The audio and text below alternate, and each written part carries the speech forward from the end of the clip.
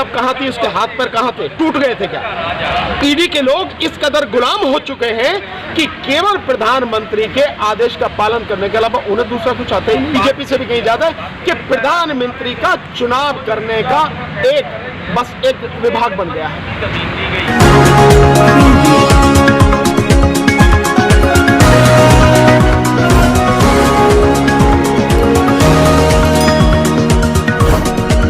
इतिहास में ऐसा पहले कभी नहीं हुआ कि किसी सरकार ने पूरे सरकारी अमले को अपने प्रचार के लिए, अपने राजनीतिक चुनावी प्रचार के लिए इस्तेमाल किया।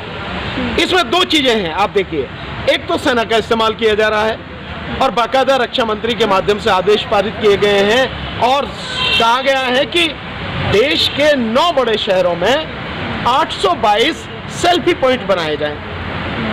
जैसे दिल्ली हो गया, मद्रास हो गया, बॉम्बे हो गया, बड़े बड़े शहर, इनमें 822 सेल्फी पॉइंट, और हर सेल्फी पॉइंट पे मोदी की एक जो है वो लकड़ी की वो मूर्ति बना के वो लगाई जाए, उसका कटआउट लगाया जाए और लोगों को सेना वहां प्रचार करे लोगों के बीच में कि मोदी ने 9 साल में क्या किया है।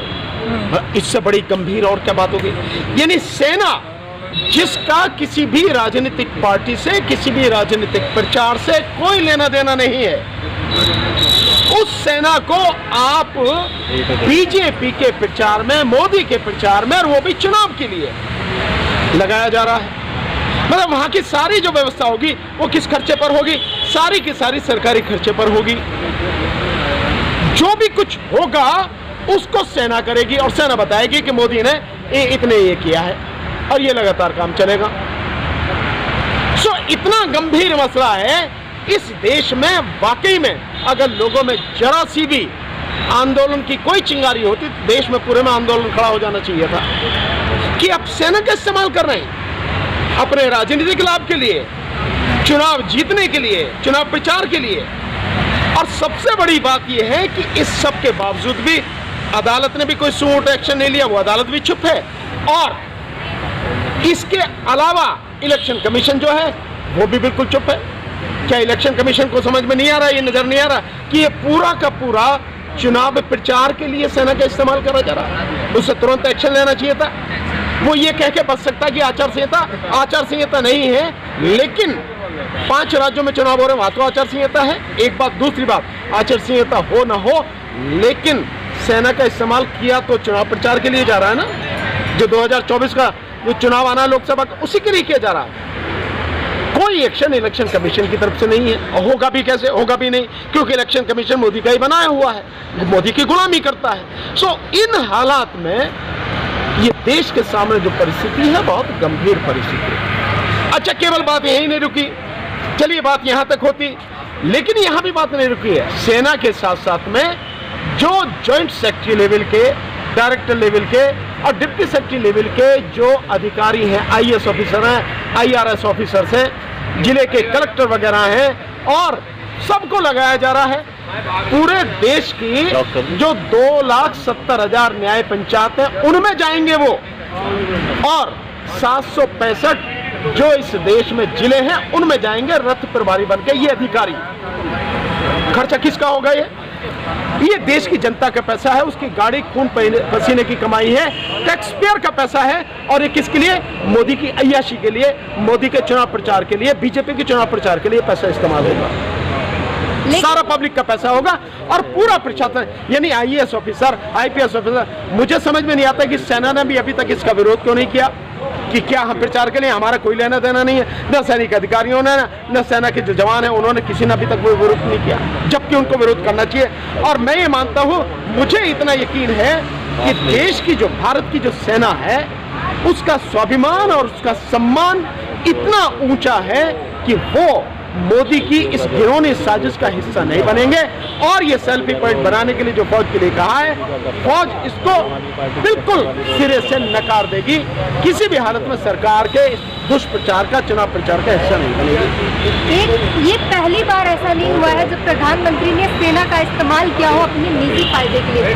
पिछला जो इलेक्शन हुआ था लोकसभा का, उसमें सेना के नाम पर ही वोट मिले थे और जनता ने सेना के नाम पर ही वोट किया। नहीं, मैं निश्चित रूप से मानता हूँ कि जो किया था वो गलत था। पुलवामा के नाम पे जो कहा कि भाई जो पुलवामा के शहीद हैं, पहली बार उनके नाम पे जो वोट दे रहे हैं, पहली बार वो क्या उनके नाम पे वोट दे सकते? मानते हो गलत है, गलत तो वो कर ही रहा है, मोदी लगातार गलत ही कर रहा और कुछ है नहीं।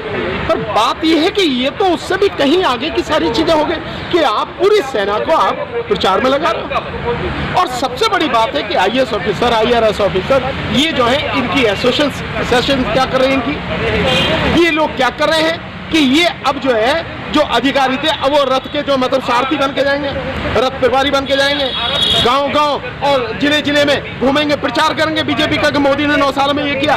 डूब के मर जाना चाहिए ऐसे अधिकारियों को और डूब के मर जाना चाहिए ऐसी सरकार को, ऐसे प्रधानमंत्री को जो इस कदर मतलब निम्न स्तर पर उतरा हुआ है केवल सत्ता के लिए। उन्हें सत्ता की हवस, सत्ता की भूख उसकी इतनी बढ़ चुकी है कि उसके लिए वो कुछ भी किसी भी हद तक जा सकता। सेना का, अधिकारियों का, शासन प्रशासन का कहीं भी दुरुपयोग कर सकता है। अधिकारियों को विरोध करना चाहिए, IAS ऑफिसर्स को, IRS ऑफिसर्स को विरोध करना चाहिए। आज के समय में जो सबसे बड़ा मुद्दा उठ रहा है, सवाल उठ रहे हैं वो ED और CBI का भी उठ रहा है कि जब भी चुनाव आता है विपक्षियों पर ED CBI का शिकंजा कसा जा रहा है, लगातार उन पर रेड पड़ रही है, गिरफ्तारियां हो रही है। ये तो दिखाया क्या जा रहा है, ये तो सबके सामने है, मुद्दा उठ क्या रहा है, ये तो सबके सामने है। अब आप बहुत लेटेस्ट देखिए कि परसों जो रेड पड़ी है, जो राजस्थान पर परसों रेड पड़ी है और जो मुख्यमंत्री अशोक गहलोत हैं उनके बेटे को बुलाया गया है। आपने बुला लिया, किस मुद्दे में बुलाया? जो 12 साल पहले वाला मुद्दा है। यानी 12 साल पहले मुद्दे में आप आज बुला रहे हो, किस समय? जब चुनाव 5 राज्यों में चुनाव चल रहे हैं और लोकसभा के चुनाव सर पर है और राजस्थान के चुनाव 29 दिन पहले आप उसको बुला रहे हैं। ED को आप वो कर रहे हैं। ED तब कहाँ थी, उसके हाथ पर कहाँ थे, टूट गए थे क्या? ED के लोग इस कदर गुलाम हो चुके हैं कि केवल प्रधानमंत्री के आदेश का पालन करने के अलावा उन्हें दूसरा कुछ आता ही नहीं। सो वो ED वाले जिनके पास इतने केस हैं, उन केसों में पहले तो ED का देखा जाए ना कि कितना है, उसका ट्रैक रिकॉर्ड देखा जाए कि कितने केसों में इन्वेस्टिगेशन करके, कितने केसों में उन्होंने चार्जशीट फाइल करी, कितने केस जो है अंजाम तक पहुंचे हैं। नतीजा तो आप देखेंगे कि मुश्किल से 2-4%, बड़ी मुश्किल से। और ये साफ जाहिर हो गया है कि ED बीजेपी का, बल्कि यूं कहें बीजेपी से भी कहीं ज्यादा है कि प्रधानमंत्री का चुनाव करने का बस एक विभाग बन गया है।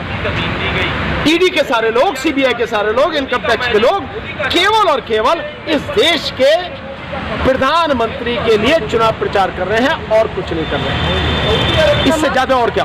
तमाम संस्थाओं की बात कर रहे हैं, चाहे भारतीय सेना हो, चाहे वो ED CBI हो, पुलिस अधिकारी हो, ये सभी न्याय व्यवस्था कायम करने के लिए काम करते हैं, न्याय व्यवस्था के लिए, लोकतंत्र को बचाए रखने के लिए काम करते हैं। और एक इसमें छूट रहा है न्यायपालिका।